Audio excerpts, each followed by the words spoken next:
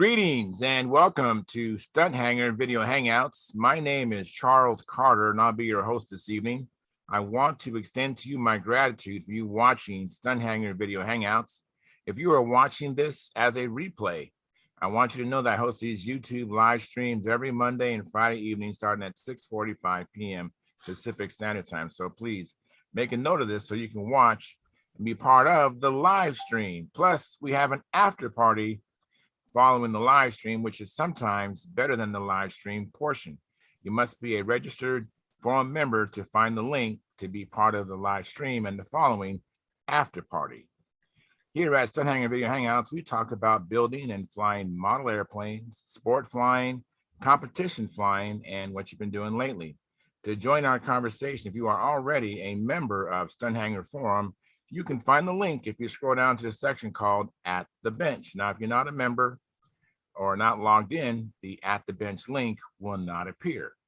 Now, if you're not registered, please register at stunthangar.com/SMF. That's stunthangar.com/SMF. That's Smart Men Flying, courtesy of Jeff Riley. You must place a space between your real first and last name when you register. You must also use a valid email address, or Sparky, the proprietor of Stunthangar, will not approve you. Now, if you're inclined to not come in but just enjoy watching us on YouTube, wonderful, fantastic. Please enter your questions or comments in the chat box, and I'll do my best to make your comments or questions a part of the show. Now, understand, sometimes I can't get a word in myself, so be patient. I will ask our illustrious panel your question or state your comments. And by the way, you only can make your comments or questions known during a live stream. So like I said, I host these YouTube live streams every Monday and Friday evening starting at 6:45 p.m. Pacific Standard Time. So that's when you want to come in. Now, if you find the Stunthangar Video Hangouts that I host, or the many building videos, Saturday at John videos, contest coverage that Sparky does on this platform, informative and enjoyable, please hit the thumbs up, and then subscribe. And when you subscribe, make sure you hit the notification bell and select all. So whether myself or Sparky comes on, you'll be notified. Share the videos, comment on the videos. All these activities help the Stunthangar YouTube channel grow. And please consider joining Stunthangar's YouTube channel memberships, which start at just $4.99 a month, which is less than 17 cents a day. And by the way, I'm a member. I have the $4.99 come out of my checking account each and every month, and I don't miss it, and I suspect you won't miss it either. You can also support us by using the super chat, which is below the chat box, and you can make any donation you like. And with your support, you're helping to offset some of the expenses of running Stunthangar. And with your memberships, you'll get special badges that Sparky and I can see in the YouTube chat box, and you'll get unlimited replay of member-only videos. And once a month, Sparky has a question and answer show for members only. Now, this is Sparky's YouTube channel. I'm only here twice a week. So if you want to get in touch with me, go to my YouTube channel at Flying Control Line Stunt. That's Flying Control Line Stunt, and place a comment or question on the 2019 AMA National Championship video, which Sparky shot with his camera of me flying his Junar XL. And I'll receive a notification and be able to respond to you quickly. I want to thank you for your past, your present, and future support. You are making it happen. Please keep the conversations family room friendly. In other words, please don't use words or do things you wouldn't say or do around your own children or grandchildren. And without any further ado, we are already started. So that ends that part of the monologue. Hey, welcome everybody. I appreciate you guys coming in. How's everybody doing? Good. Yeah, there was a question. Vacation is over. Say it again? Vacation is over. Vacation is over. That's. Oh, so you're back to the grind, huh? Yes, sir. Oh man, okay, I know. One day, every week, every day will be like a weekend to you. One day, try and. Yep. So, why one flight? So, I left my charger at home, and my wife had I'd shipped it from our home to the hotel. I didn't get it until Saturday night, and I had to charge my batteries, and they were just taking a long time to charge. And we decided at the last minute, Joe Maude and I, we shared the hotel room, and we drove up together, so we shared expenses. And so we decided to leave early. So we wanted to check out Sunday morning, so we wouldn't miss our checkout time and get charged another day. Mhm. And man, to get from the, this is the hotel casino, to get from your room to your car, it's a long walk, and we had to make 3 trips because Joe picked up a top flight Nobel ARF, and he picked up another completely built airplane at the Mhm. event. And so we had a lot more stuff now than we came up with. Long story short, I got to the pilots meeting right when he says, "Any more questions or any other questions?" So I didn't get a chance to put a practice in, and I just stunk the place up. I did such a bad flight to me. And then we took a break between after the first round, took a break, then lunch, and then the second round, the wind came up, and they added your scores together, and so there was no way I was going to, be in contention. It didn't make any sense to risk my plane. I think it was 25-mile-an-hour wind gusts, and Mhm. so I just didn't fly again. But I wasn't flying very good. I had a bad outing. Mm, Yeah, that happens. I see. Here's Ruben. Ruben Ruben's is in here. the house. Hang on one Yep. second. Let me get to where I want to go here. And Dennis and Jim. Hi, guys. Hey guys, just 1 second. I'll be right there.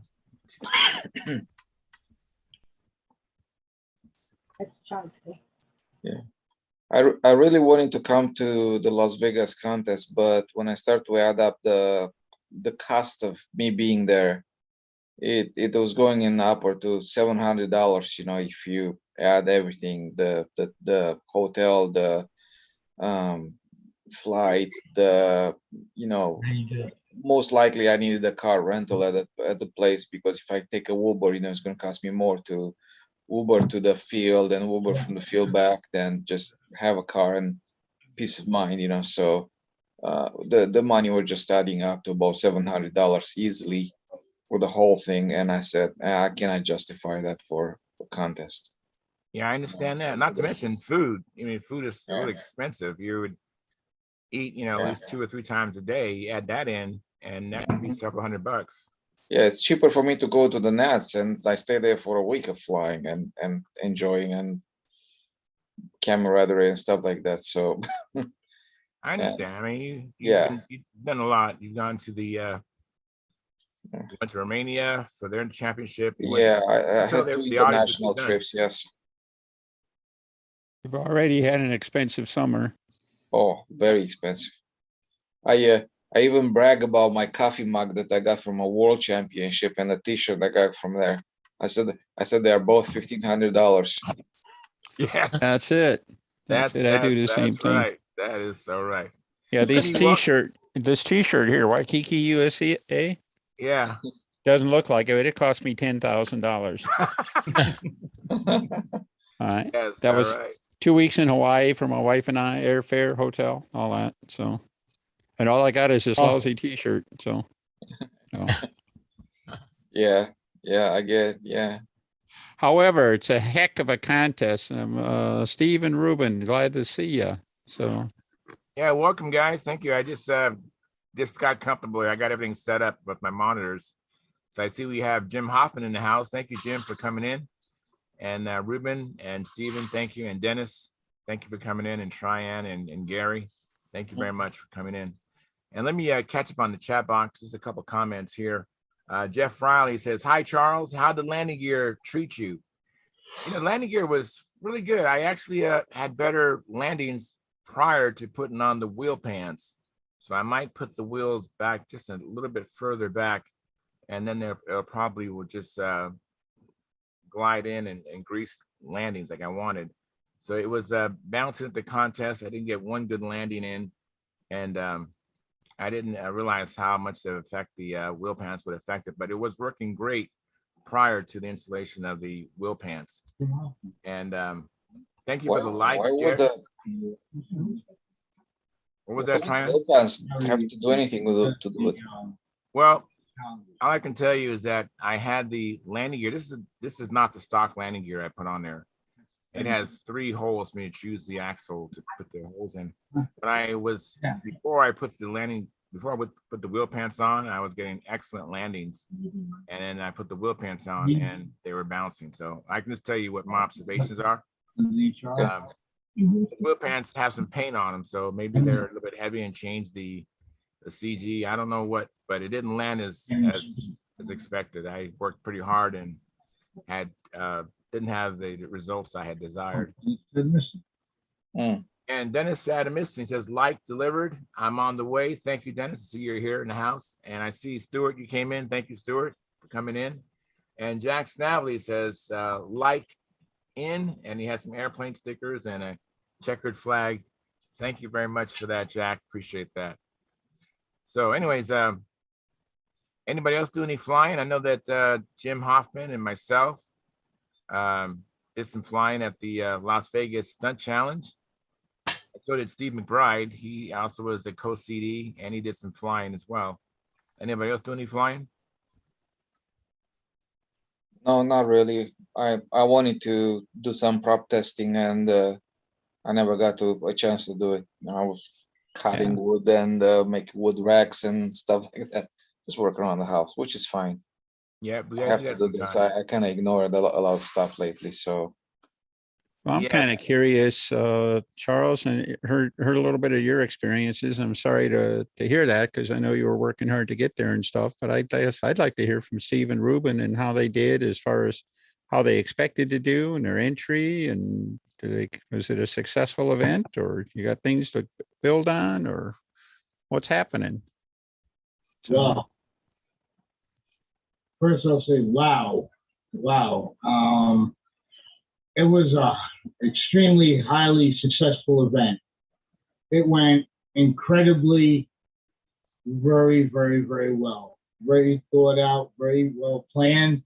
We put our thoughts together very well, made our notes that we needed, had everything prepared for each day of the event. And that made it a huge success, made it really easy to run, made it really easy for all the contestants to understand how the event was being run, what was being held, how it was being judged and scored, how everything was. It was an extreme successful event. And I think everybody that was there enjoyed themselves and had a really great time. It was a very large turnout, and the help was immaculate.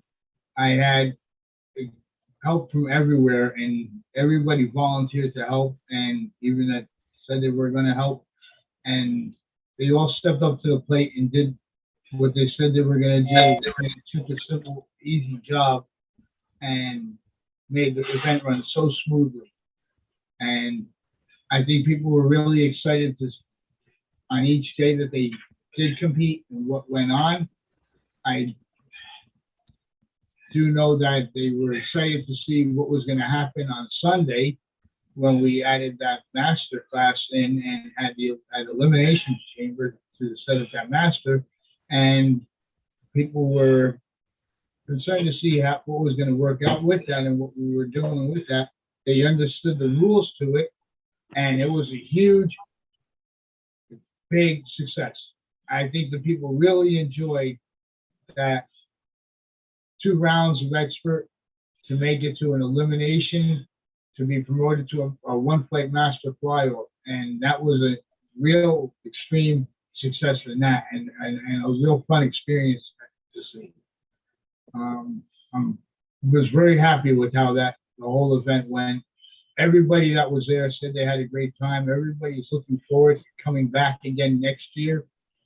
They're even looking to talk about it and promoting it with other events and telling them other people to come out and make the event grow bigger. I even had a lot of words from it on how it's being advertised now and promoted through with AMA. There was a lot of pictures taken to be put on the AMA magazine. Articles are going to be written about it to help promote the event.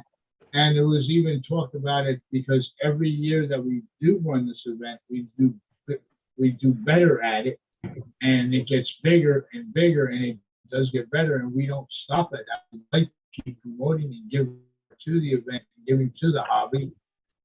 There was talk about making this actually a regional championship at the end of the year, regional championship. So I'm excited to hear how that's going to come out, but that's a lot more work involved. I mean, this was a lot of preparation and a lot of work for my family to help me with to put on an event and prepare it for the days of the event, and then having the good help that was there on that. There would definitely be a lot more help needed to making it a regional event, but we're definitely excited if they wanted to do that, and I'm all ears on how to prepare something like that. But Okay, that's great. So the 3-day schedule, it looks like you worked your dad right to the edge there, but I worked my dad. I worked my dad right to the edge. He worked very hard. that's all right. It's all right. Lean back, take a rest, Ruben. You earned it. But so how many entries did you end up having? So again, entries altogether, we had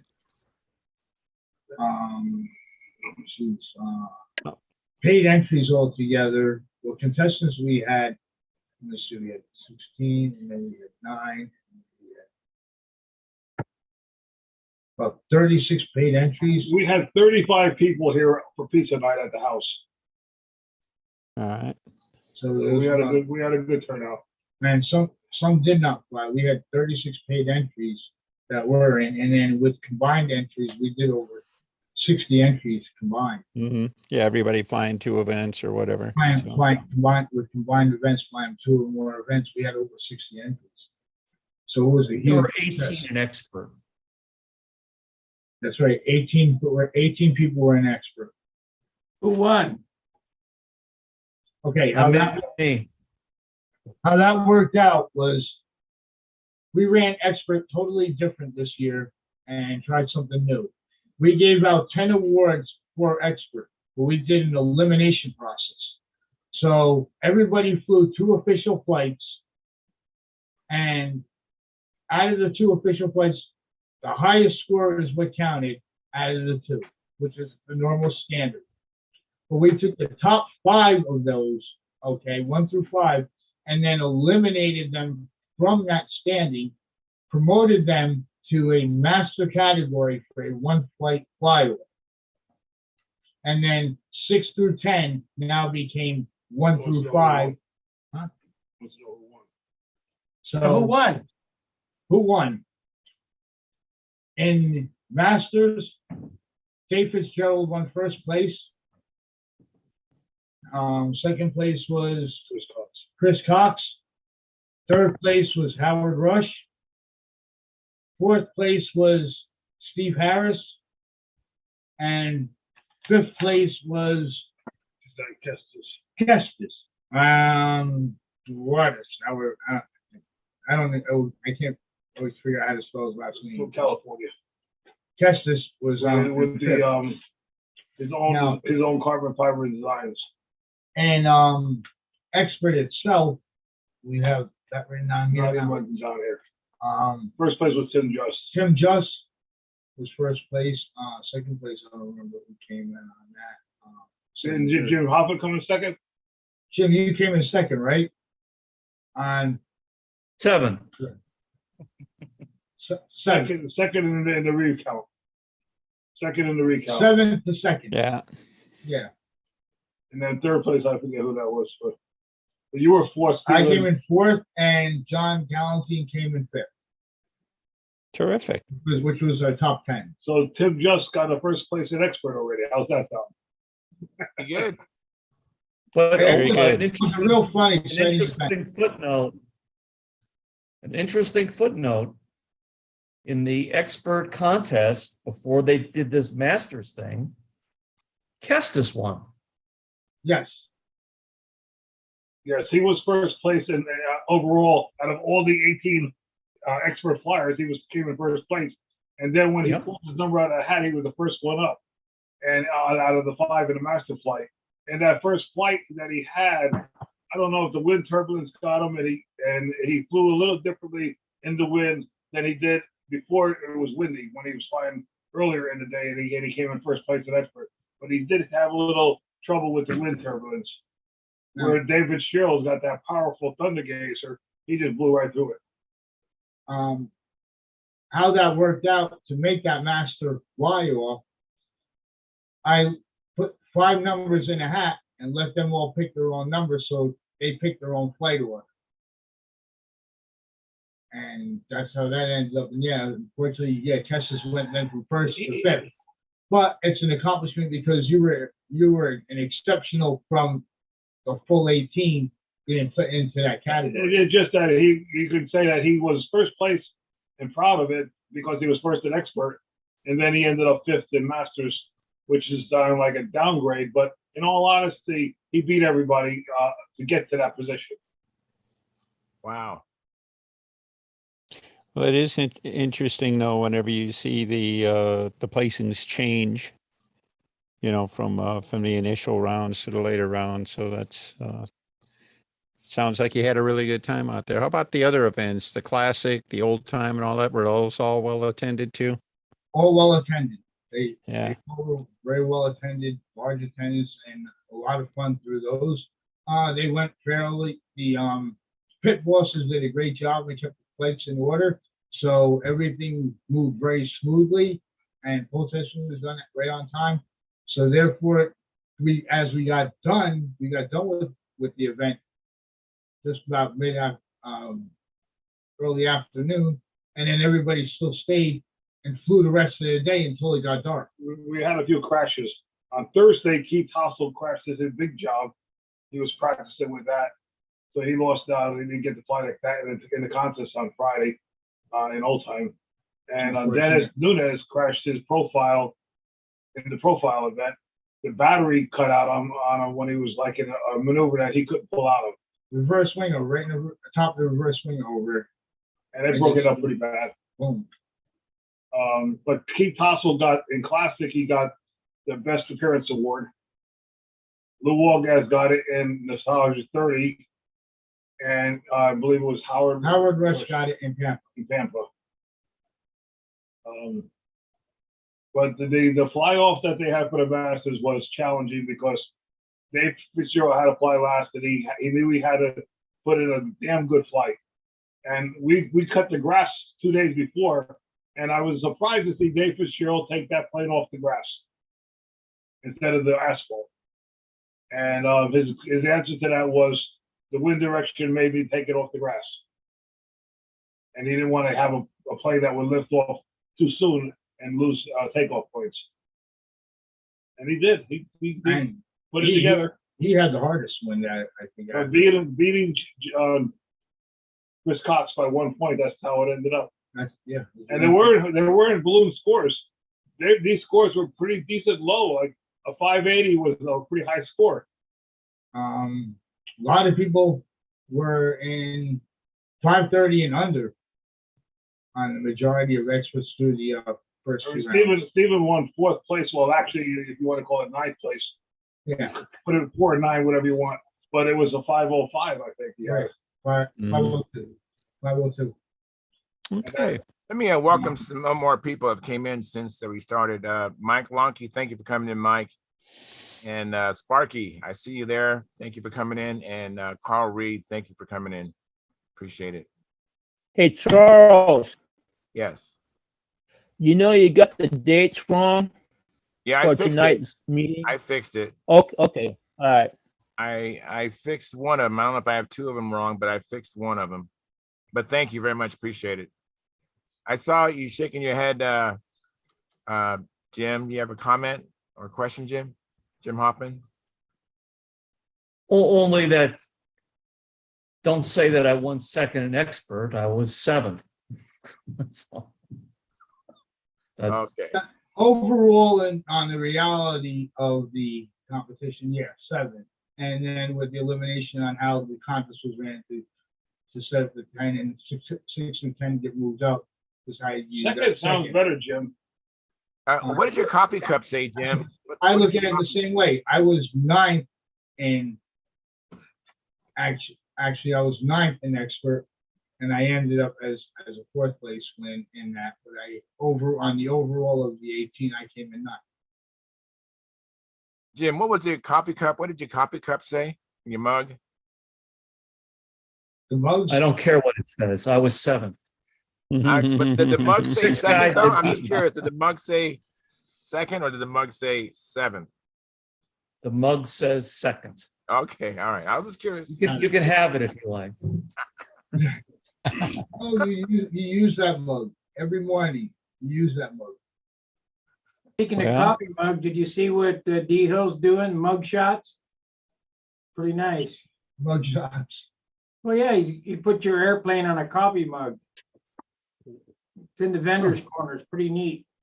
Yeah, Richard Byron is doing that. Yes, they do look neat. He's got some, looks like some standard things. And I was going to ask, I didn't see, he will make custom cups though for you? I think it's Custom D mugs? Hill, isn't it? Super. Is it D Hill, not Rich Byron? No, it's Dick Byron.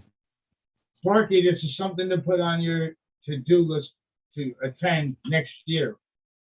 What? Something to put on your list of attendance for next year. This is a contest you should attend next year.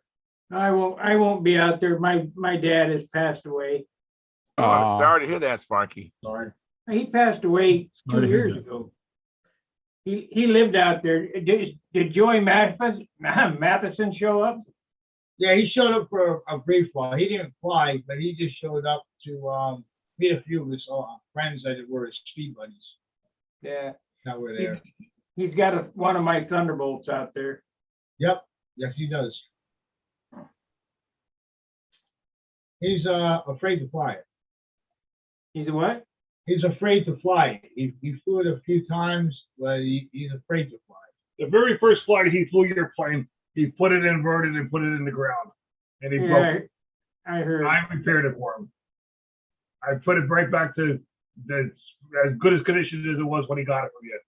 That's and, good. and then he kind of like says, well, I don't want to fly it because it's too beautiful. Yeah, well, You guys, don't forget to mention the advanced class.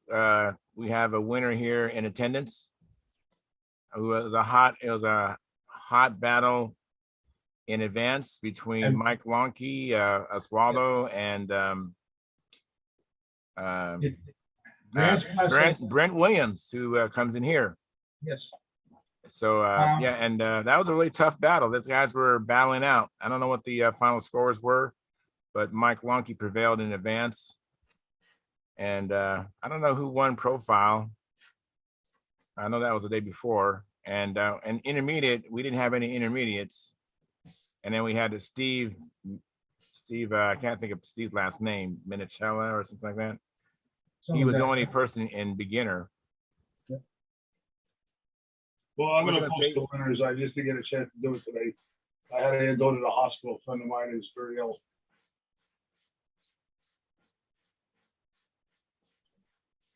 I didn't quite get that, Ruben. I said I didn't get to post all the winners, which I wanted to do, because today I had to go to the hospital. I put a friend in the hospital that was very ill. So I had to go spend some time with him.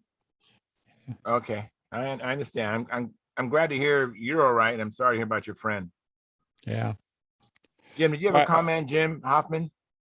Well, Al Hager, I was emailing Al Hager scoreboard photos.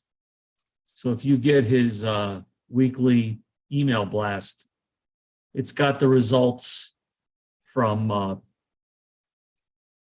everything but Pampa stuff, I think. Very Okay. cool. Yeah, I It's was got the hoping you Friday guys would and post Saturday. scoreboards every afternoon or something like that. It's turning into quite a meet. I was hoping somebody would be able to take some time for that, so. I have pictures of all the scoreboards. I can share them in a little bit. I got to All right. do a little bit of battery maintenance here, but I have pictures of everything I can share. Sounds good. not to boast or brag, but from the comments that were made, I'm very pleased, very happy, and I thank everybody for their kind words and their comments that they did say and made, that we did run the perfect contest. That was a challenge in itself to make it that successful and that well and that smooth. And I thank everybody for what they had said about that. Oh, and I just opened up my airplane and I got a hitchhiker. I've got Really? yeah, I don't know. I'm probably going to have to kill it because it's probably going to be invasive species, but I've got a Las Vegas ladybug that was in my airplane box. And, survived 30,000 feet on Southwest Airlines this morning, apparently. It made it okay. So ladybugs can live at 30,000 feet in unpressurized airplanes, for anyone who wanted to know. Very, very cool. Either that or she jumped in the box after you got on the ground, so on the way home. And I have a comment in the chat box from Miguel. He says, hi, all. Hey, Miguel, thanks for coming in. Appreciate that. So, anybody else do any flying or do anything in the shop?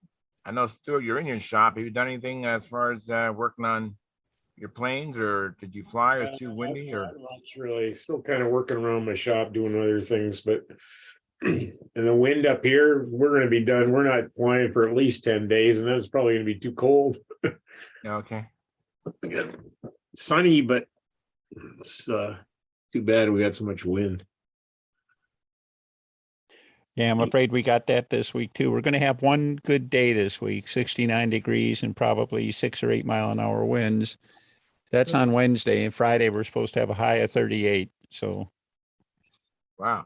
that's going to be anything below 50 is the no Dennis zone. So I won't be pressing my luck on anything like that. As far as the weather was concerned, I think it held up as best as it could possibly do for a contest. We did actually have nice weather throughout the 4 days we had, including practice day and the 3 days of the event. And sometimes it did pick up and get a little bit bumpy to that point, but at least it stayed steady. It wasn't really gusting and moving around. It did pick up. Turn them up, Charles. Can't hear them. I know I can't turn them up, I don't think. Stephen, can you move closer to your mic? Sure. Thank you. Yeah, I do believe we had nice weather throughout the whole event and the whole contest, which worked out very favorably. We did have a little bit of time where it did get a little bit of bumpy and the wind picked up a little bit on Sunday and toward the final rounds. And but at least it stayed steady and consistent. It was in one direction. It didn't get gusty and move around in circles all over the field. So that was a very big plus on how that was.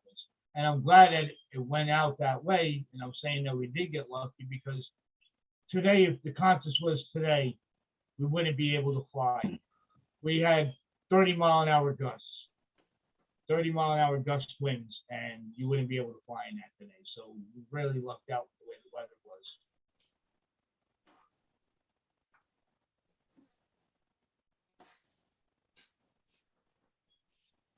Yeah, weather worked out really good for us.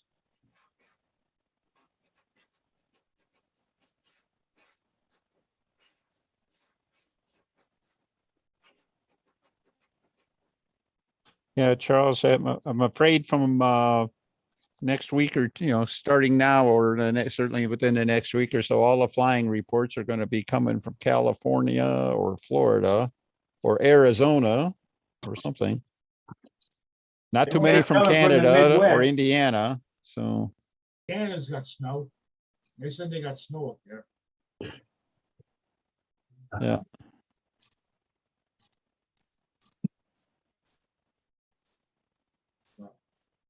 All right. But Well, I really liked the contest. It was well run, like Steven said.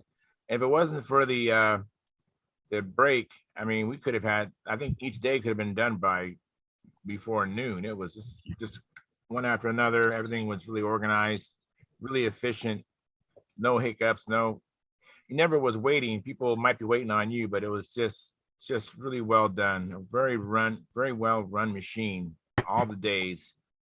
And the facilities, was nice and clean, and everything was. And one day the weather was spectacular. I can't remember which day that was, but even the days that it wasn't spectacular, it was very doable. So, but it You was, guys still flying over at that ball field, Ruben? No.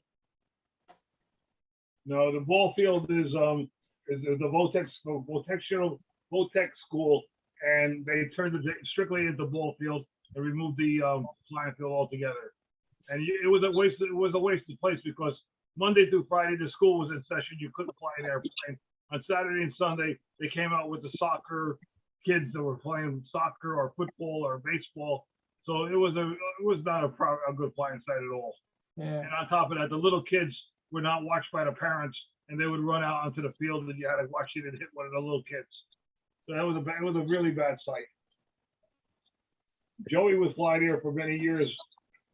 I flew there one flight. Yeah, but it was a very bad sight, and that's why we had to go over to Bennett Airfield, where there was no ball fields. We created that site out there. We created that. Joey came to Overton and picked me up, and we went there. Yeah. That was, flying sites are hard to come by nowadays. They're losing them all over the world.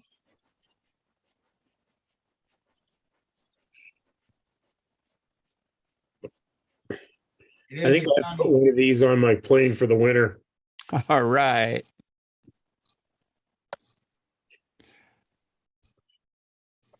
Hey, Gordon's here. Hey, Gordon. Hey, Stuart, on those skis, how do they affect the airplane? Do you have to like retrim it or anything, or does it make it fly funny or anything like that? I haven't done it with a control line before, but it's kind of a little bit, but the biggest thing you notice is taking off is faster. Off the Okay. brake. They No just friction, basically. yeah, it's like it's real quick getting. If you take an RC plane, it'll take off in half the distance. Miguel, go ahead and post your question. Just go ahead and type it in, and I'll ask the panel the question. And Gordon, thank you for coming in, Gordon. Good to see you. Just got back from having dinner with Howard and Mary Lou. Oh, very cool. Yeah. Very, very cool. Yeah. Very On the cool. way back home now. All right. Yeah, I have on my airplane, I have the hinge lines taped. I have the tape on top of the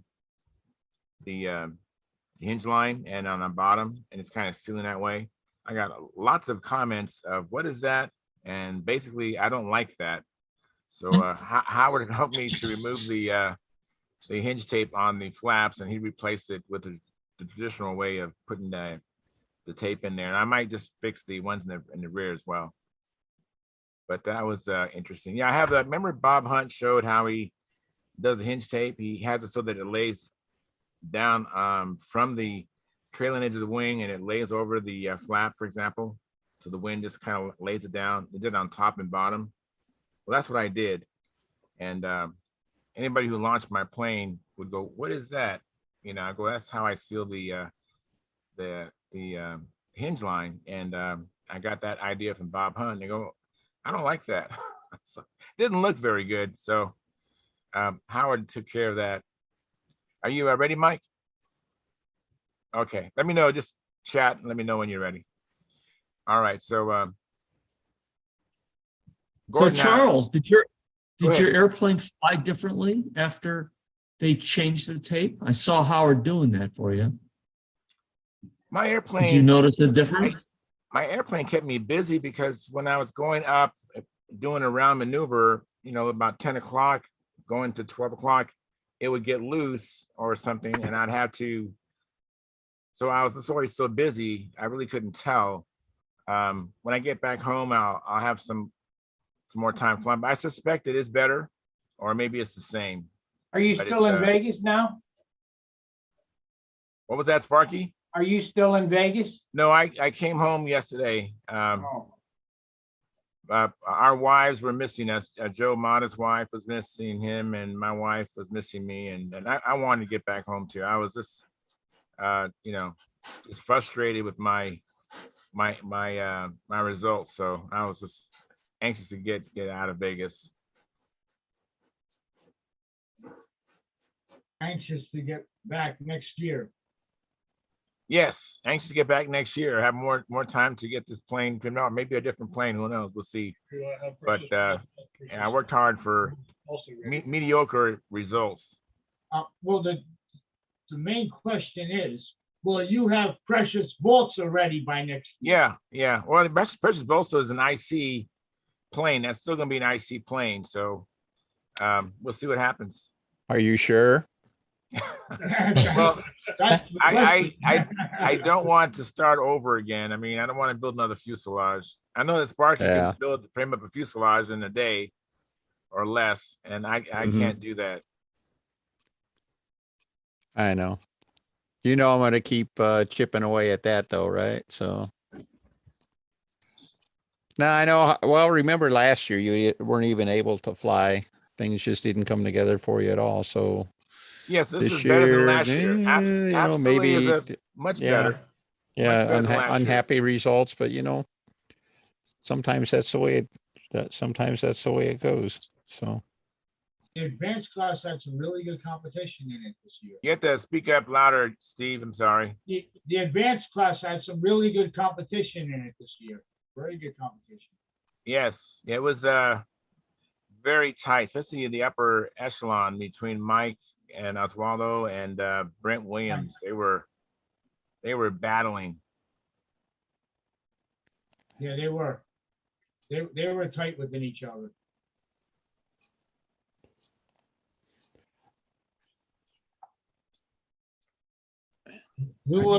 I think all the judges did an excellent job. Yeah, we had some really good judges. I mean, I know that I was judged by, I think, I know Eric Rule Saturday, and I think who was his counterpart? Leroy Black. And then on Sunday, we had Joan Cox and I think Troy Peterson or Troy Nakata. Pete Peterson. Okay, yeah. Very good judges. And I don't know what the judges who were judging an expert, because I wasn't flying expert, but I know on our side, very, very tough judges. Very good, fair. On expert, we had Eric Rule and Leroy Black for expert.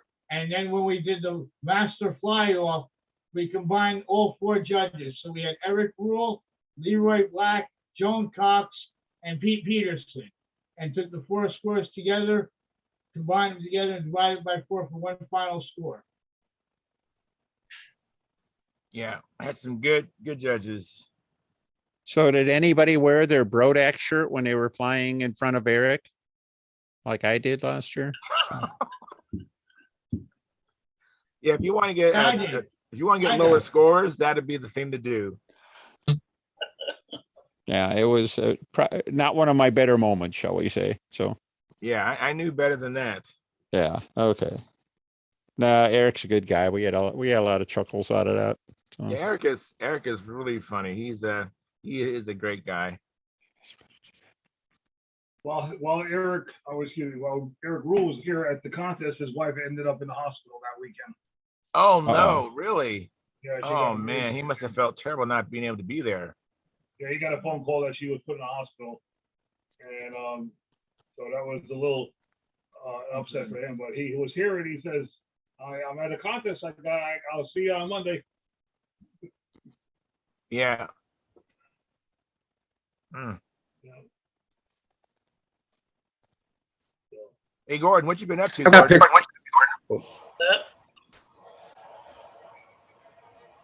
Charles, what'd you say? I said, what you been up to, Gordon? Well, other than feed my face with Howard and his wife.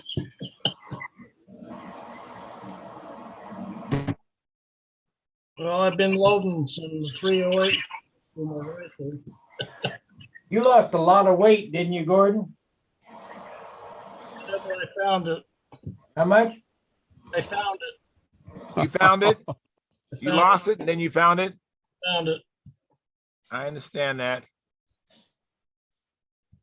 Gordon, you were missed. A lot of people were looking forward to seeing you out there, and you were talked about a lot at the conference.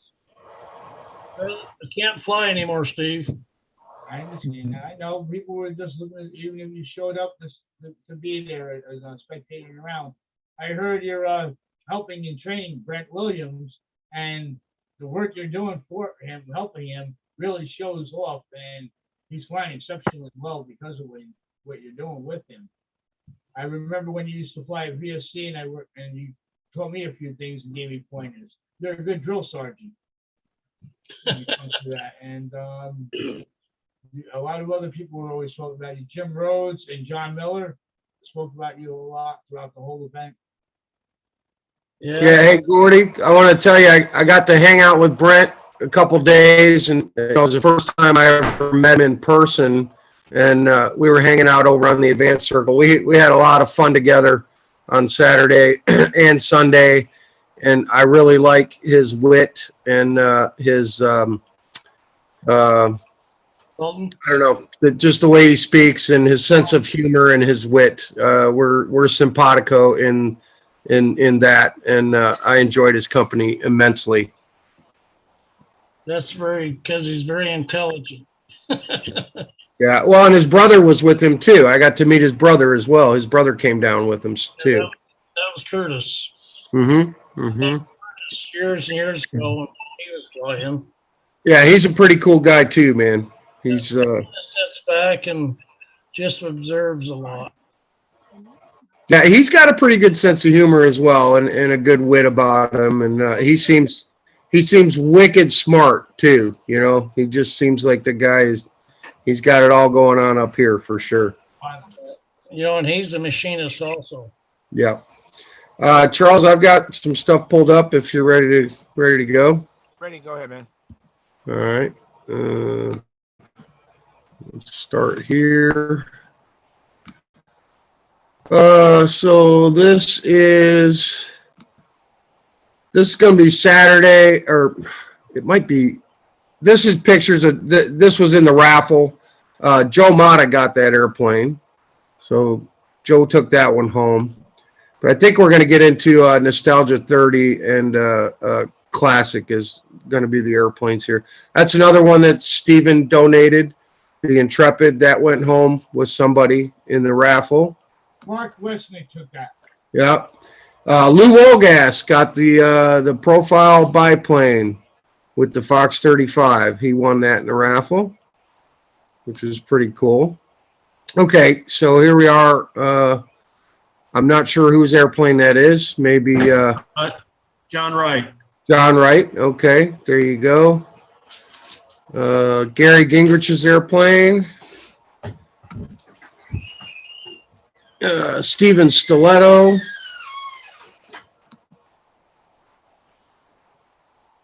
Help me out. Gary Akers. Gary Akers Oriental. Of course, Kessitz's. And again, this is Nostalgia 30 and Classic Day, but other airplanes were on the line. So I just took pictures of everything that was out there.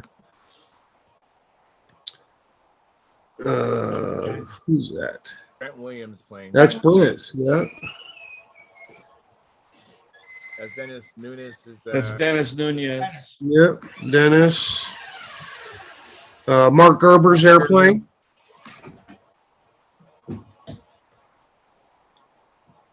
Mike Ostella. Mike Ostella. Yep. Mike Ostella. I don't know who. Jim Rhodes. Okay. Lou Wolgast, right? Yes. Yep. That thing is gorgeous. I love it. Oh, look at that guy. Yes. All right. Yeah. He made me take 2 pictures because he wanted to show the bottom of it off. All right.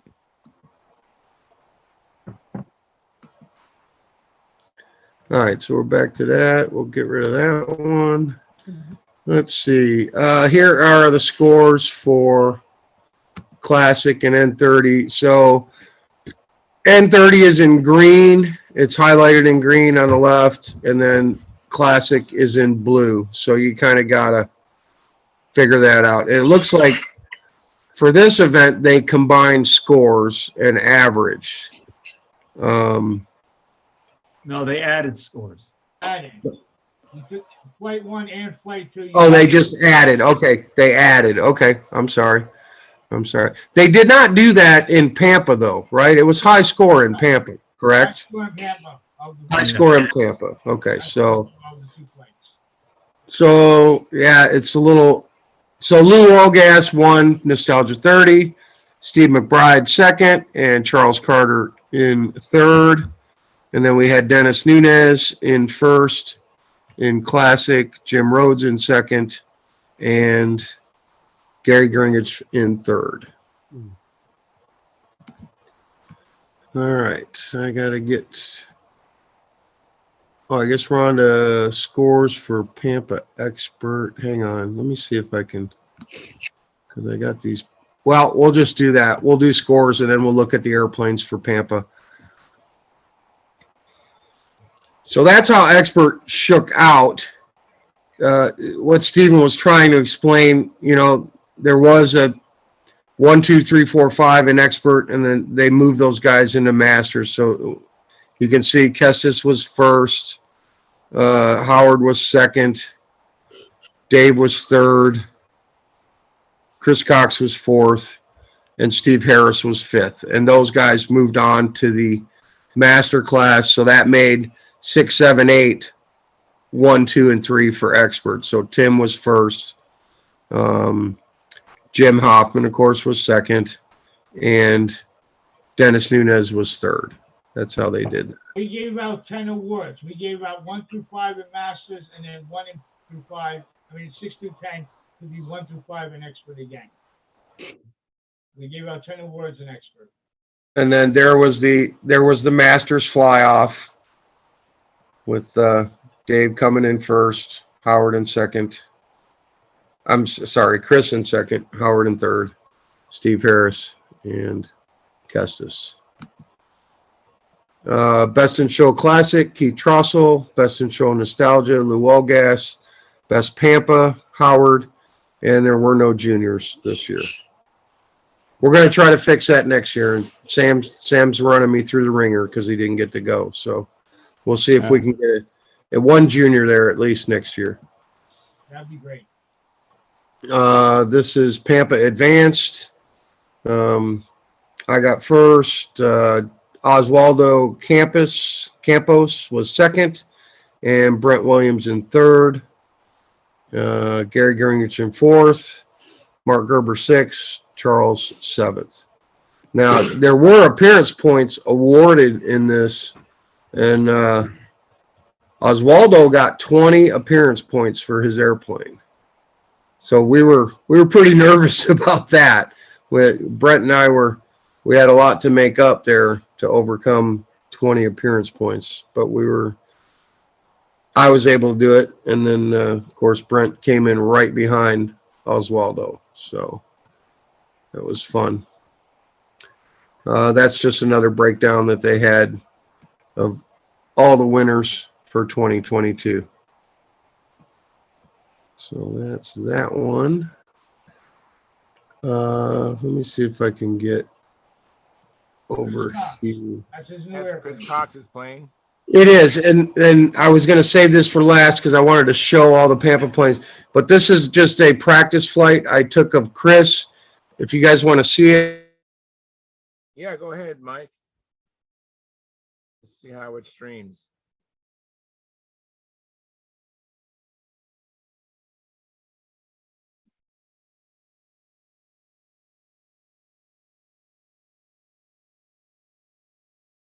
Hello? Yeah. I said go ahead. Yeah. Go ahead. Okay, I didn't hear that. I didn't hear that. All right, here we go. Chris Cox's MIG-ish doing a little precision aerobatics practice for tomorrow.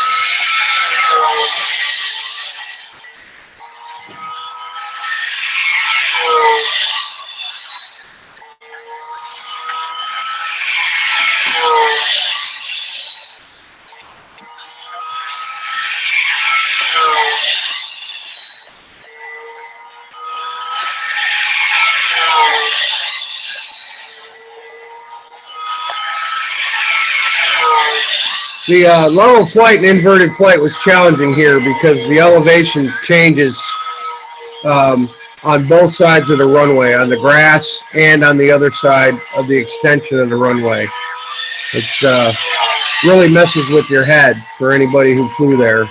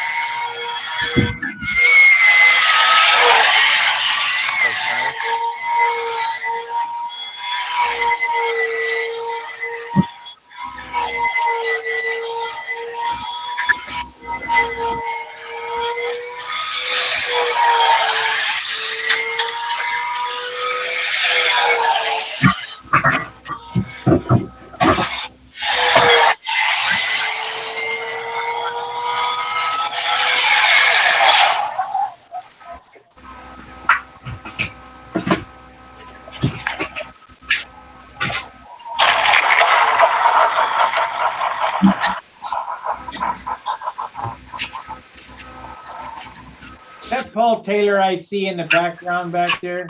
No, Paul Taylor was not there. No, and inside Yeah, here. he is.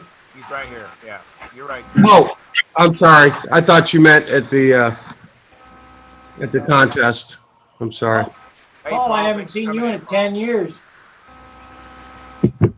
Who's that? That's Sparky. Sparky. Okay, we're on the last group of photographs for Las Vegas Stunt Challenge. This is Sunday Pampa Day airplanes. That is Oswaldo Campos. His airplane is Scorpion. That was the beginner flyer. Steve, I can't remember his last name. Minchella, I think, maybe. Of course, there's my Axioma. Brett Williams airplane.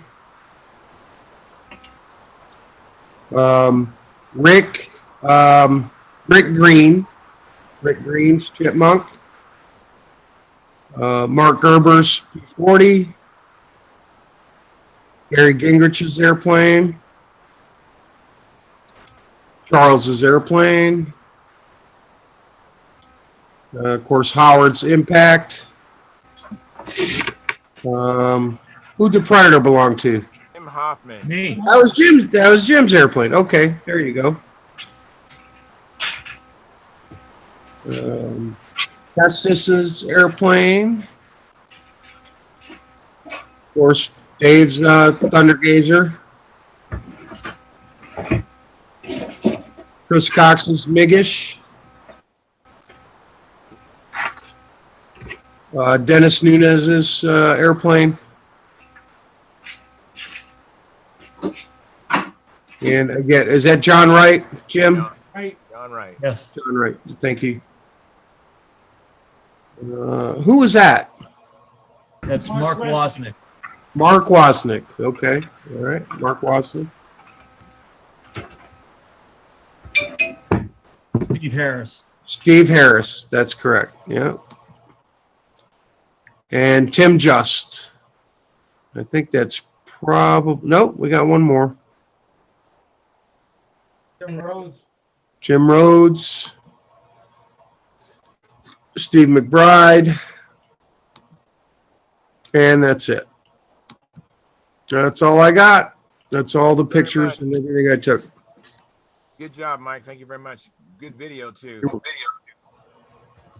You actually could see I got more pictures, but they're really duplicates of Mike's mostly. Hey, Mike, Yeah.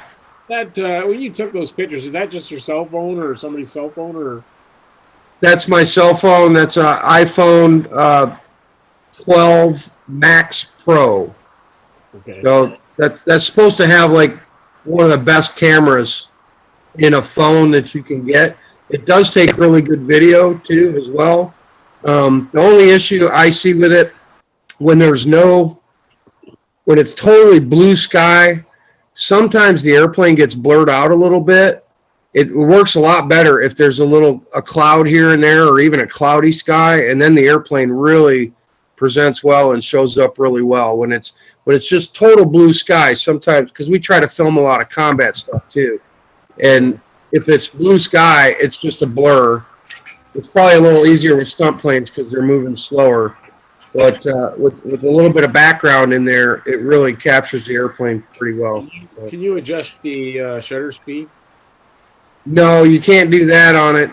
But what I do, of course, I crop all those pictures too, and then adjust the color afterwards. I edit. I'm thinking for the video.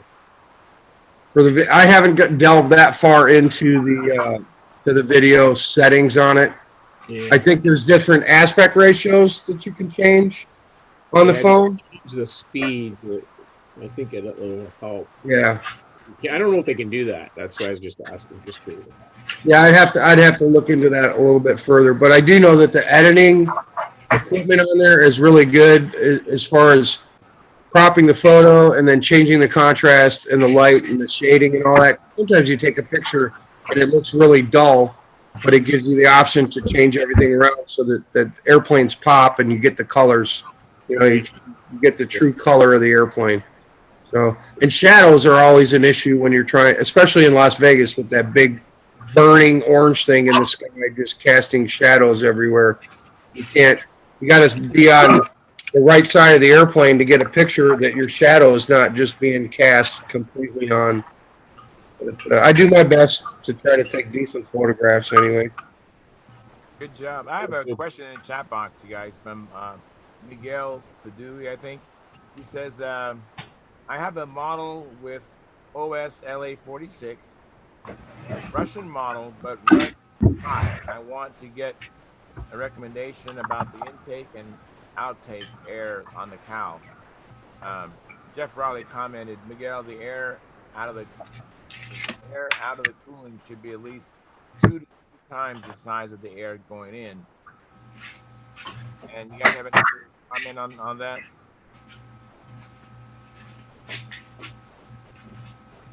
The outlet should be 2.5 times the size of the intake.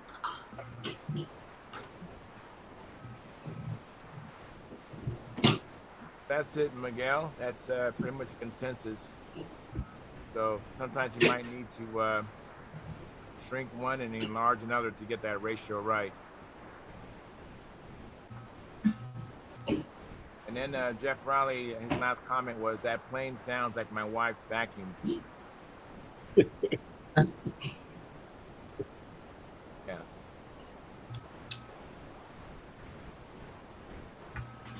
Let me say hello to Paul Taylor. I talked to Big Jim tonight. I was asking about you. Oh, good deal. How's he doing? He said he's doing fine. Good deal.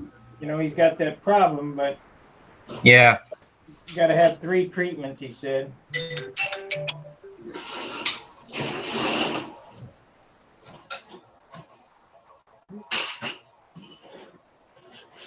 But I haven't seen you in 10 years. I haven't seen you since Memphis.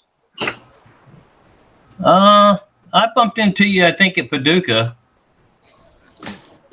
Memphis, that's when you shared a hotel room with me, Sparky. You remember that? Was it Memphis? Yeah, it was Memphis. You needed a room and you asked if you could crash with me, and I says, yeah, well, I stay up late and have too many beers and I snore really bad and talk in my sleep. And you got up the next morning and you said, man, you do talk in your sleep.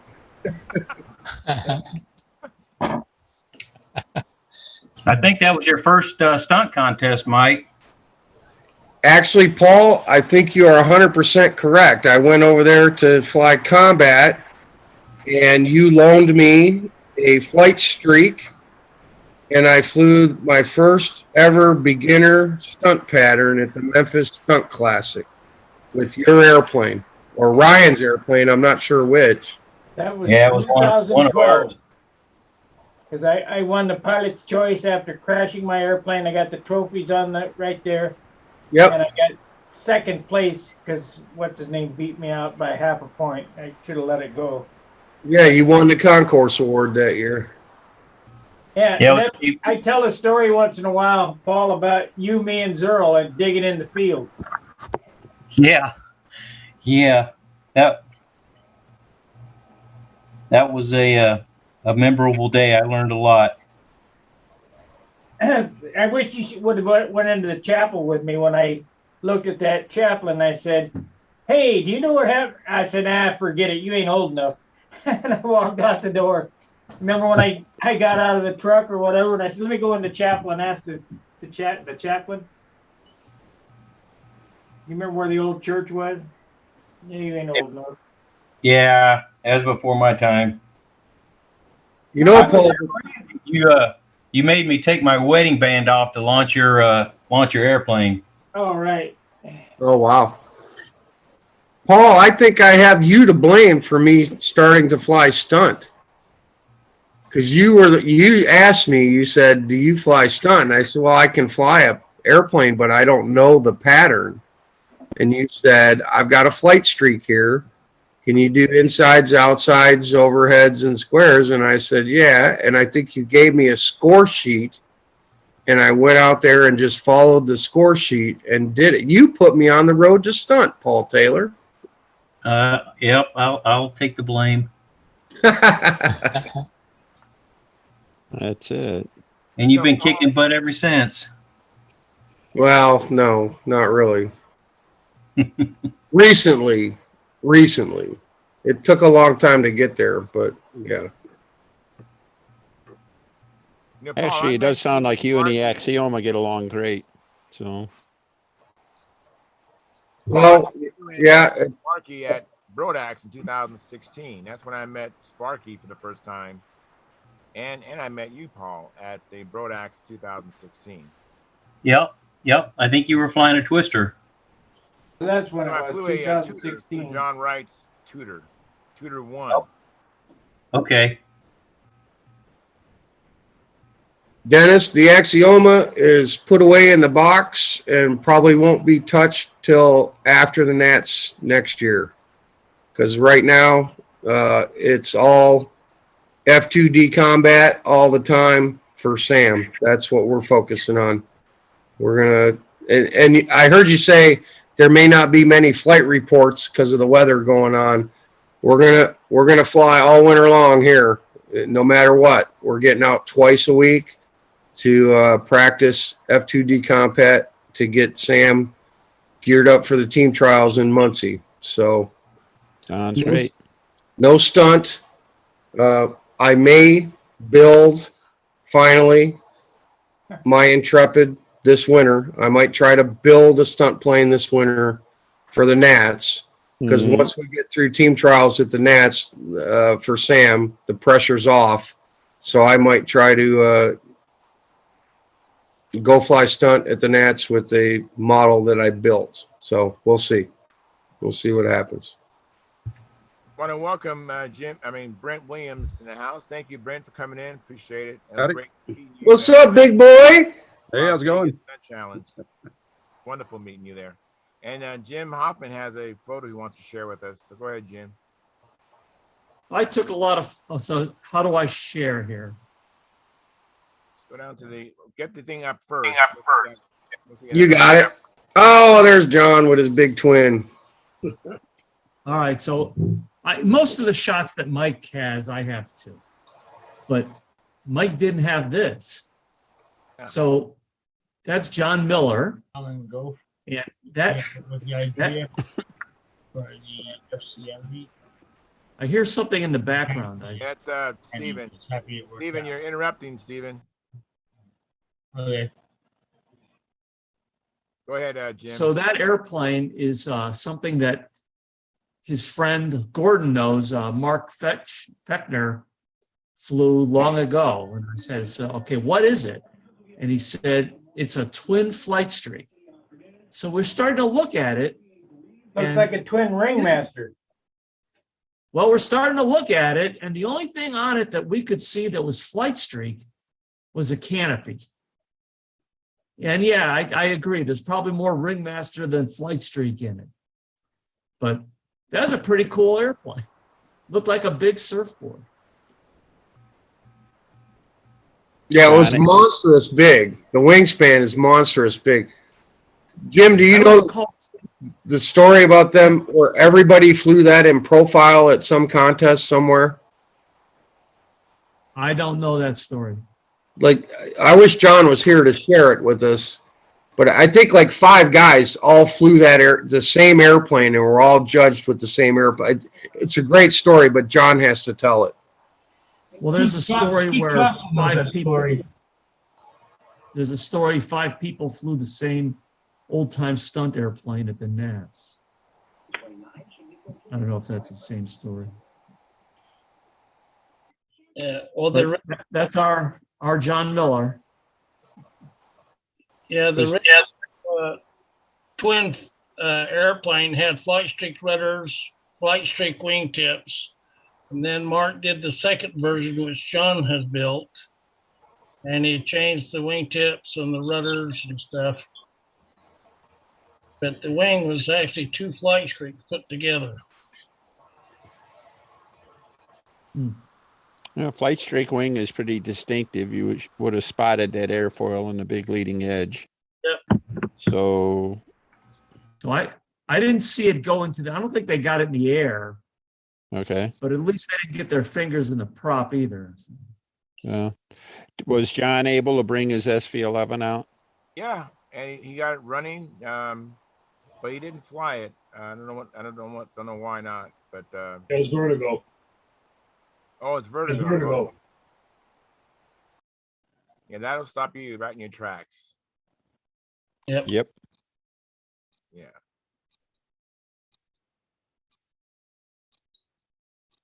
Do you have anything else, Jim? Any other pictures from the, do you have pictures of people? I only took pictures of airplanes. I don't have pictures of people or, you know, people hanging out or I didn't If you want, do any of that. if you want to bear with me, I'll try. I do have pictures of people. Yeah, if you got pictures of people, those would be nice to see. All right. So you have to bear with me here. Yeah, we can just let me know when you're ready. We can. Yeah, I always miss that part of it, and I should try to do better at that. But I'm always on airplanes and scoreboards, you know. Let's see. So here's a pretty good Mark Gerber. Can you see that? Oh yeah. Yeah, very good.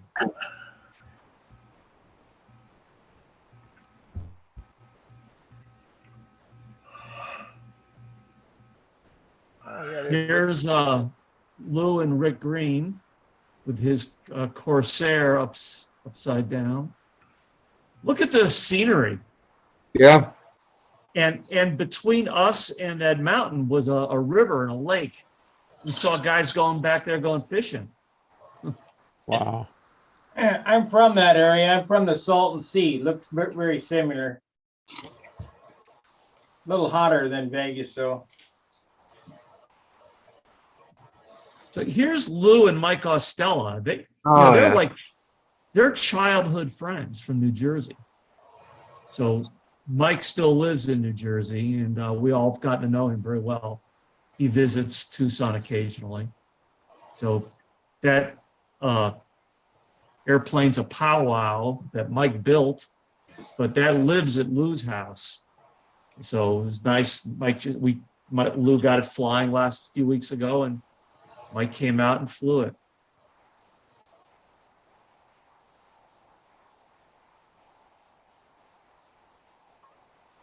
It's same shot. Oh, here we go. I don't know if you can see that. Can you see this? Yeah. Yeah, sure do. This is the appearance points. So a few airplanes got 20s and they were deserved. Chris Cox, Howard, and Oswaldo and Howard. And then a few other of us got 19. Nice. Here's some scoreboard. Oh, here's a nice shot of the flight line. Here's the expert flight line. So front to back is John Callentine, Howard Rush, me. It's David Fitz. And I think that's Chris. Yeah, I think so I too. can't tell beyond that.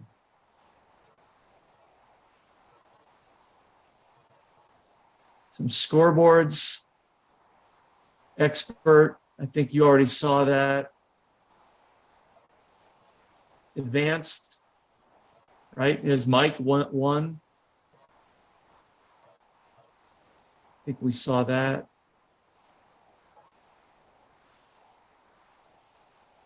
Oh, old time. This is old time and profile scoreboard. A good day for me. Yeah, it was.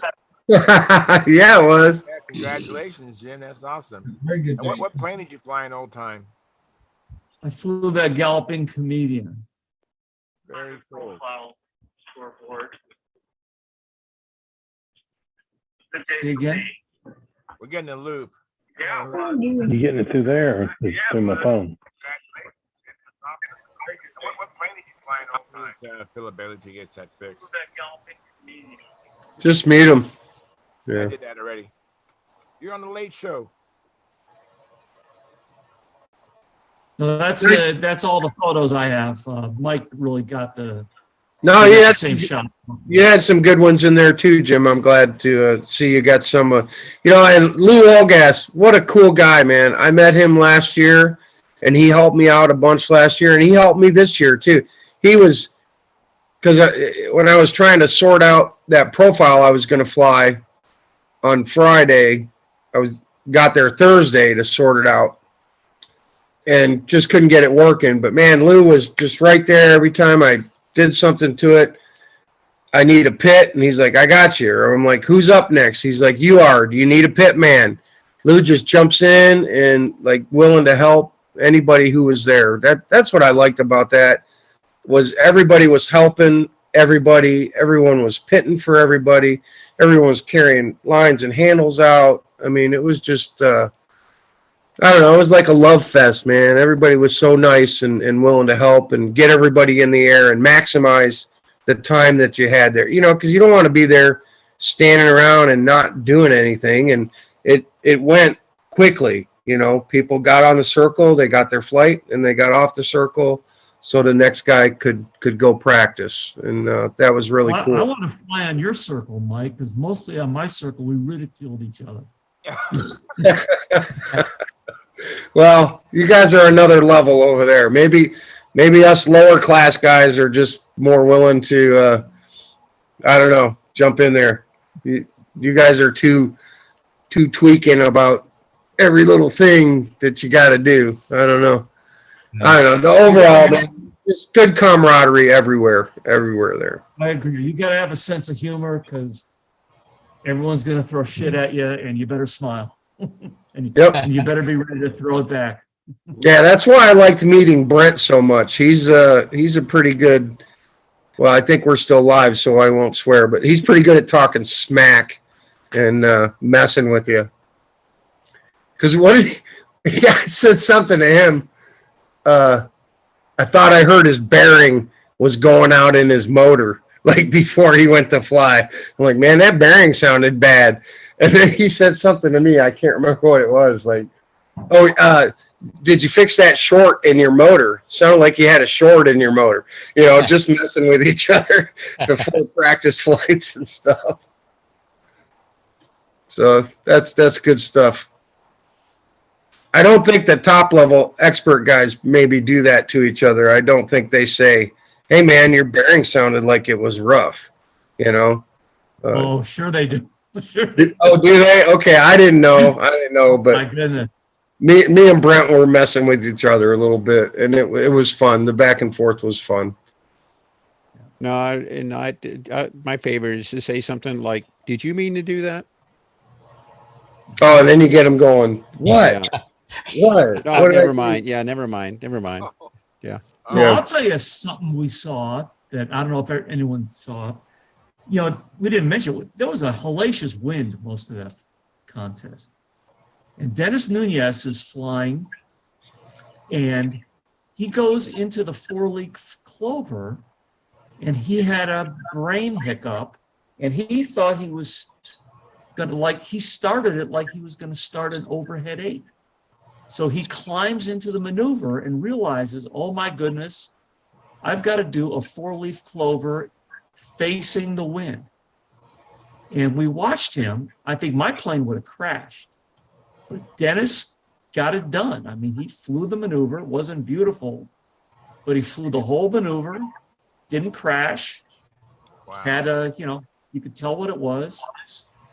And so now there's a new way to do the 4-leaf clover. Oh, Right in front of the judges, huh? Yeah. Yeah. Yeah. A lot of pucker factor there. I think there was a lot of buttholes that were shrunk real tight on the second round Sunday because the wind was bad. It came up strong, and it was even worse during the Masters class fly-off. The wind was bad. It was That's true. bad. Yeah, we all went down on the second round. And that Las Vegas sun is nothing to joke about, man. You better have some good UV sunglasses because a lot of times the wind was going right at the sun or quartering away. So like in your horizontal eights or your your horizontal eights or your horizontal squares, part of them you were going right through the sun. It was brutal, man. It was brutal. When you have to fly through the sun, it's bright everywhere else outside the sun. So it's even more dramatic than what I'm accustomed to. The sun is more white than anything else. It's extremely bright out there. Yeah, you need welders. You need welders goggles, man, to fly through the Las Vegas sun. Go ahead, Stephen. I kind of interrupted you, Stephen. Hang on, Gordon. Stephen, I stepped on your words. Go ahead. No, it's like that all the time out here. The majority of the time, the wind is right at the sun. So that's the way I end up practicing all the time. It's right at the sun and learning by bias of it. Yeah. What were you going to say, Gordy? I was going to tell Mike there, that's one thing about us combat flyers. We can do them any place we want. That's true. Yeah, you can get away from the sun if you want. Yep. You don't have to fly there if you don't want to. But another thing I learned, man, you got to practice in the wind. You better be able to fly in the wind. If you on days you go, I'm not going to go fly because it's a little too windy. You should probably go fly and learn to fly in the wind, because on contest day, that's might be what you end up having to do. Yep. So, I mean, even if you take something else out, just go fly in the wind. Take maybe your second best or third best airplane out and go practice in the wind.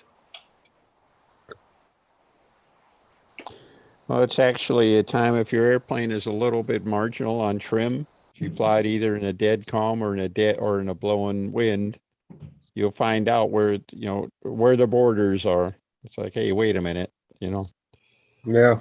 It's well trimmed. It should be able to handle a broader set of circumstances than if it isn't. So yeah. Dave Fitzgerald's final flight in that Masters thing was blowing like crazy, and that was like the essence of what that plane was designed to fly in. Was choppy, heavy wind, and Dave flew the heck out of it. Yeah, he did. I gotta go. All right, thank you, Jim. Thanks for coming in. Appreciate it. And Philip, thank you for coming in, Phil. I'm glad to see you came in. Oh, I got a bone to pick with you, man. What's that? With Paul Taylor, I got a bone to pick with Paul.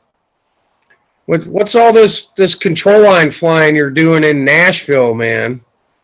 When you come up here, what are all these videos and pictures I see of you flying control line right in my backyard, man? I don't even think you were in town. I think we swapped places. You came down to Huntersville and I was up there. Okay. Or not Huntersville, but King Orange. All right. Well, you guys, you hit me up when you're here and you want to go do some stuff. And even if you don't have airplanes, I got plenty of stuff here for you and Ryan to fly. He's got that tutor, but he's a daddy now, so he can't stray too far from the house. I understand. He might need a break though to go fly some combat planes one afternoon.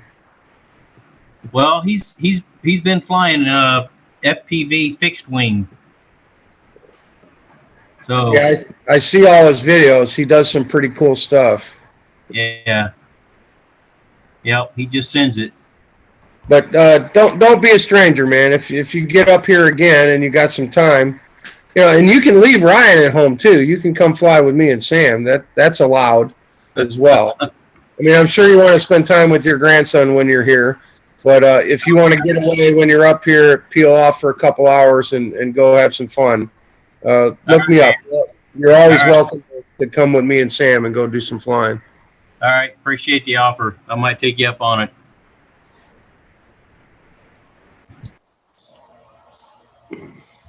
You're not allowed here, though, Brent.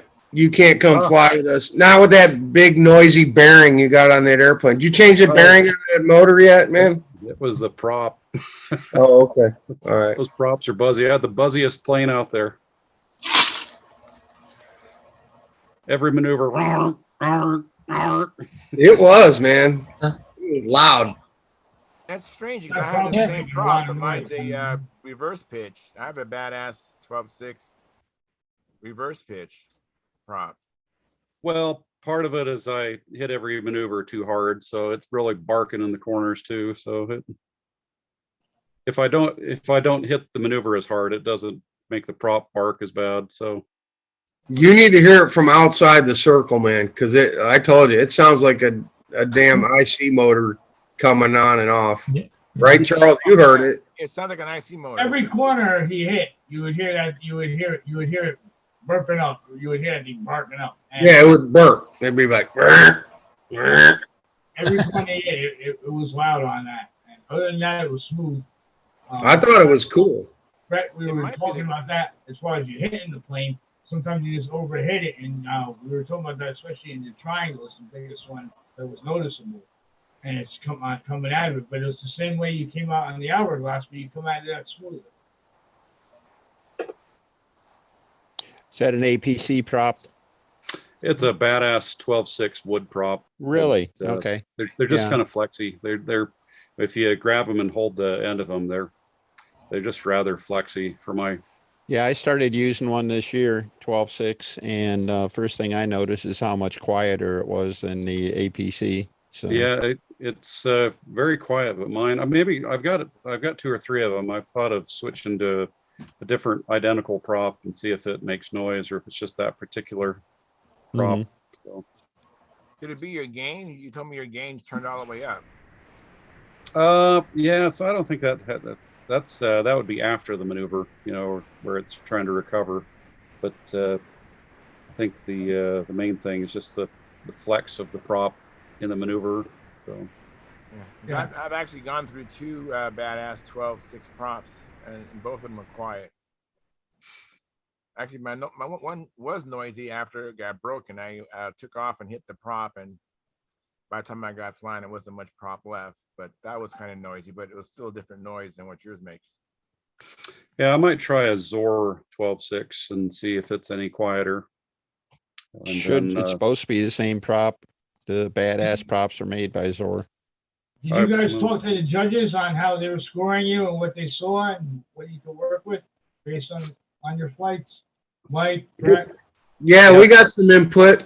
We both got some input.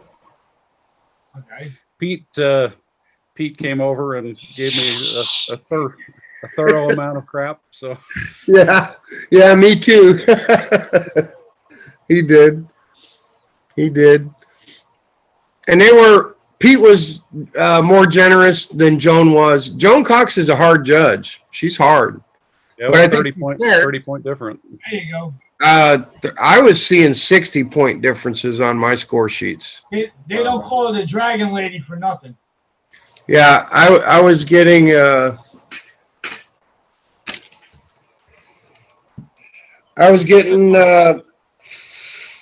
five. She's a tough judge, but if you got those points, you earned them. She's Well, just for example, I was getting 540s from Pete, and I was getting 470s from Joan. That's 60. That's better than 60 points. But they were both flights were the same. There was about a 60-point difference between both flights. So as long as they're doing it for every flight, every person, it doesn't matter. But yeah, Pete was generous, man. I got some 39s and 40s from Pete. But there were 30s and 31s for Joan. So Joan is the Nats judge, so she knows what she's looking at. absolutely. I don't question that one bit. I'm not complaining about the judging at all. She's the same way like that on the expert category when she judges like that. She's judged already quite a few times over at BS. She judged for BSC and a few other times with me at Madeira. Same exact way she judges all the time, always consistent. Yeah, it doesn't matter if one's higher and one's lower, as long as they're doing that for everybody through the whole day. It doesn't matter. And you see that a lot. I guess you feel a little better if they're more in line when you see both your score sheets. If they're more in line, you might feel a little better as a pilot seeing that, but it doesn't really matter at the end of the day. Scores only matter on the day of the contest. She's not a favorite opinionated person. She's right on. When you earned your points, when you get it from her. Yeah, well, I was fortunate enough to have dinner with her last night, and Howard Rush, Mary Lou, Tim Just, Jim Hoffman, Chris Cox, and Joan Cox. We all had dinner at the casino last night. So I actually got some after flying debriefing from Joan. You know, she gave me some tips and critiqued my flight more and told me where I could pick up more, what I'm doing right, what I'm doing wrong. So that's always good input, you know. She mentioned to me, I don't know if she told you about your squares. She mentioned anything about your square? Yeah, what'd she tell you? The cigarette boxes, the tall, the narrow and tall. Yeah. Well, and that was the consensus on even my inside loops and outside loops was my height was good, but I was not wide enough this way. Right. Too narrow. The height was right, but they were too narrow. So yeah, we talked about that. The cigarette boxes are eggs. Yeah. Oh, up and over. Yep. That's what she told me. So other than that, you fly really well. It's just a matter of you smoothing it out. Who's that, buddy? We got the next generation of flying right there. Yeah. And Brent, I love the way you fly too, man. It was, we know each other from here on the show, but we never met each other in person. But watching you fly, I was happy to see that you're very aggressive and you drive it deep into the corners, and your pullouts are low, and you're not afraid, man. That's awesome. Well, I should paint a sticker on my plane that says WWGD. It's what would Gordon do? So that's how I try and fly out there. So, WWGD. If I remember correctly, it should be 1 foot pullouts then. Yeah. Yeah. Guys, I have a comment from Gerald Wimmer. He says, hello, Charles and Sparky and all those on Stunthangar. Great show. And thanks, Mike and Jim, for all the pictures of the Vegas contest. Max and Otto enjoyed watching the show, too, while doing homework. Very good, Gerald. Thanks for coming in. Appreciate it. Hey, Max, Otto, Gerald. Nice to see you.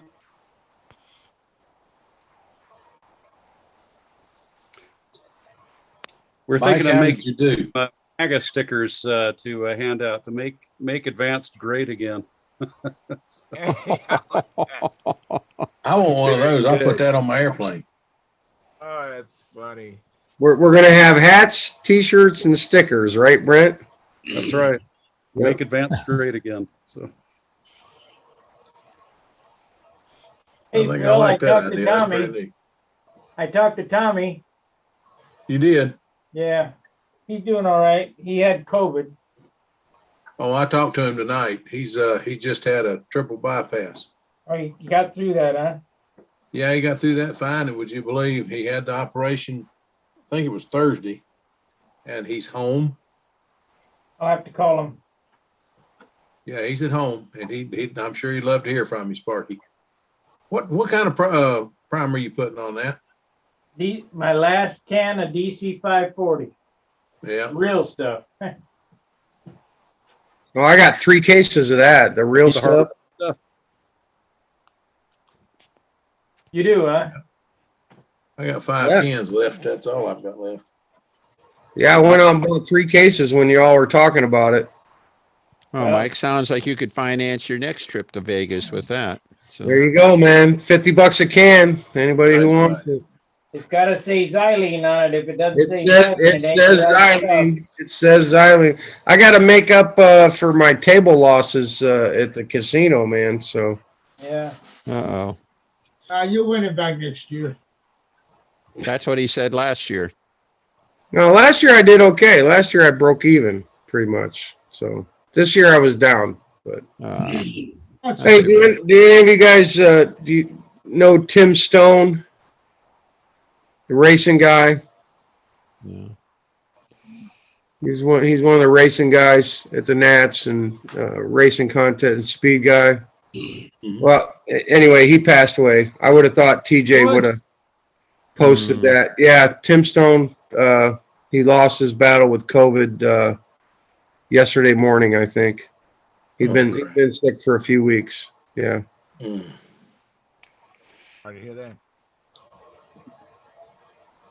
I don't know that he was involved in stunt a whole lot, but I know he was big in the racing community. I didn't know him well, mostly just by name, but I have met him a time or two. Yeah. Nice guy. Like to laugh. So, Philip, you doing any building or flying or anything lately? No, I haven't been down in the shop in 6 days. I went to, I have an uncle who I need to call a plumber and just redo the plumbing in his house, but I'm trying to fix it a little bit at a time, and it's about to drive me crazy. As a good friend of mine from California would say, maybe this is something y'all say out there, I don't know. It's about to drive me Hermantile. I just do not, I can do electric, I can do electronic. I hate plumbing. I hate plumbing too. Me too. I'd rather paint than plumb. Yeah. That's no joke. And I'm not, as y'all know, I'm not a painter, but I would much rather paint than do plumbing. This stuff's awful. Hey, you're playing the poop a lot. Do what? You play with the poop a lot. No, it's not. It's not that bad. That's this is. I went and bought a new sink. The what do you call it? The faucet, new faucet. This is just an example of how this whole thing works. I went and bought 4 new sinks and put them in my own house. Didn't have any problem with any of them. Went over and put one in my uncle's house, and when I got everything under there and turned on, I kept looking at these 2 hoses, the supply hoses, and they didn't seem like they were tight enough. I know, I see it coming. They leaked, and that's just the way everything's going. So I got to take it back in the morning. Okay, back to airplanes. Model aviation. Back to airplanes.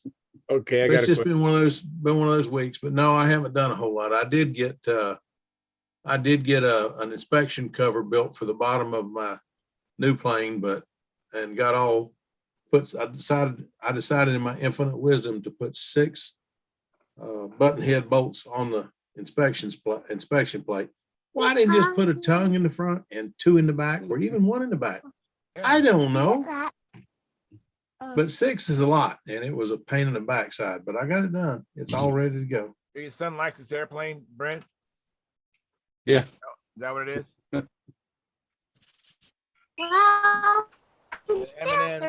M&M's Peanuts airplane.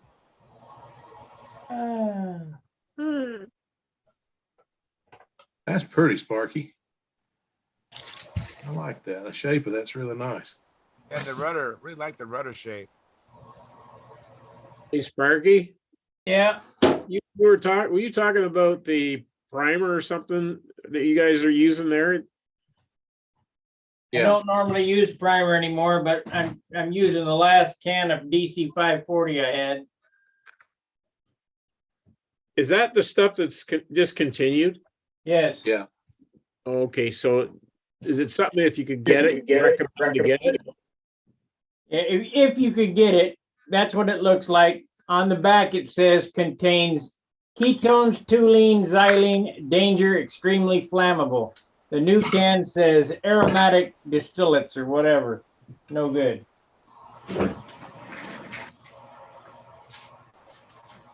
Oh, so they got a new stuff, but is that what you're saying? But it's not good?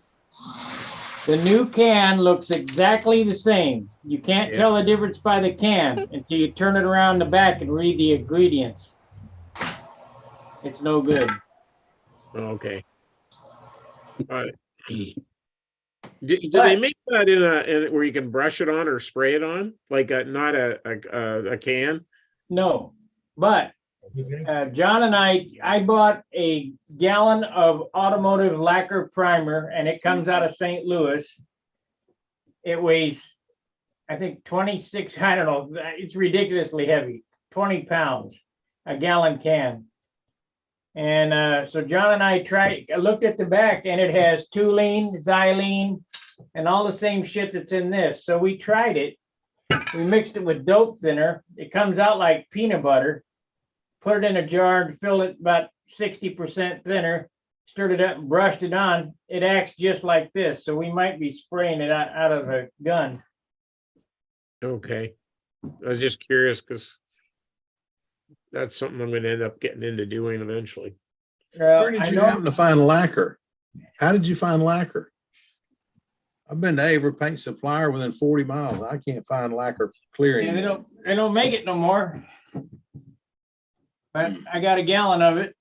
Looked like it fell off the truck at 100 miles an hour when I got it. The can was all dented. But it comes out of St. Louis.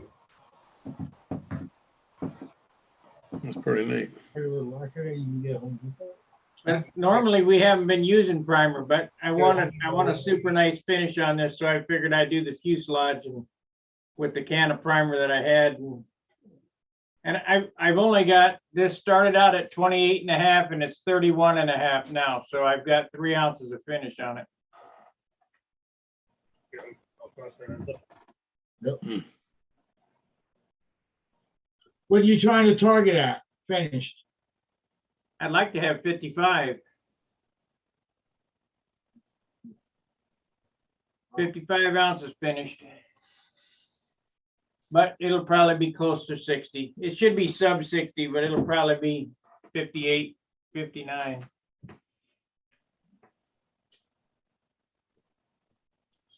What are you putting in it? What are you powering it with? PA 65. 65. On a pipe or with a muffler? Muffler. The difference between the pipe and the muffler is 3 ounces. Yep. And pipes are nice, but because it puts the stuff in, I don't see much difference in it. But the side exhaust you're gonna put in there, Sparky? No, it's rear exhaust. Okay. You're using a header muffler. I'll show you. Yeah, header muffler. On a rear exhaust. Let's see, where is it? Here it is.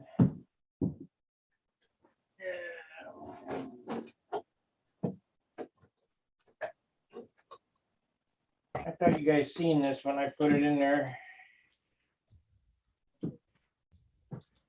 Oh yes. That's sweet. Yeah. It is. Who made that? What? Who made that? Who machined that for you? It comes from Randy. It's a Henry Nelson product, I think, but they don't make them no more.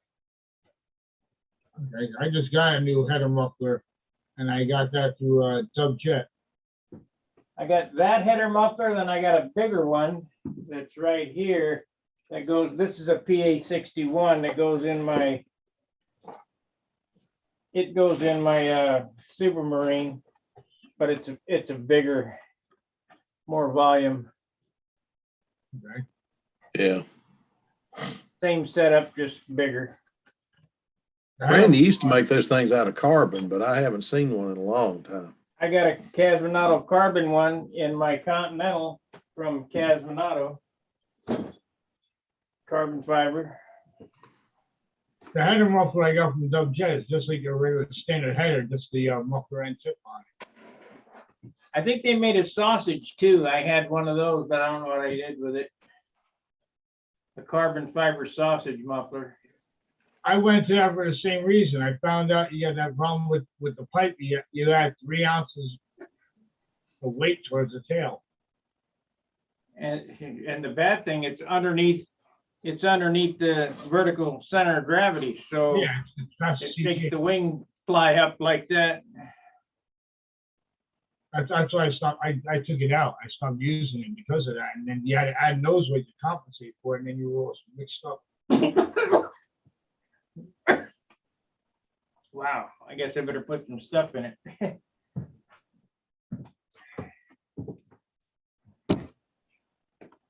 Bro. I hope hope I brought it. Okay.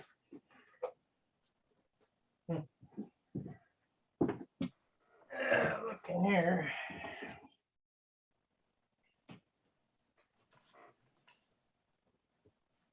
Nope. Looks like I'm gonna be doing without. Oh, maybe I put it in here.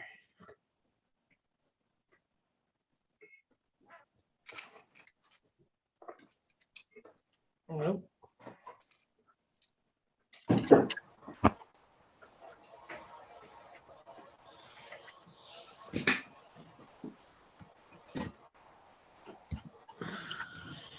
Oh. That's something. Well, Stephen Rubin, I gave you guys a nice write-up on the Facebook. Yeah, we saw that, and thank you very much for that. It was very nice what you wrote up. Okay. A lot of people looked at it. Over 57. Do when it goes away. Mike, how did you finish? Ahead of Charles. Do I? Ahead of everybody. I want it. I want advanced. Cool deal. Good deal. Glad to hear it. Dennis, who was you waving at, Dennis?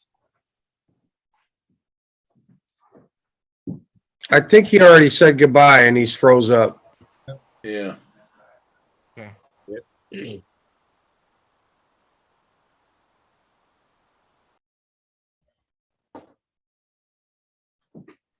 Well, I'm gonna take off myself, so you guys have fun. See you later. See you later. See you, Sparky. All right, Sparky. Have a good one, buddy. Good night. And I'll go ahead and end the live stream. I want to thank everybody for coming in. Thank you for coming in. We'll be back Friday. Hopefully you have a chance to work on your shop. If you have good weather, maybe you can come back and tell us about your flying. But if not, tell us about what you did in your shop. And we'll be back Friday.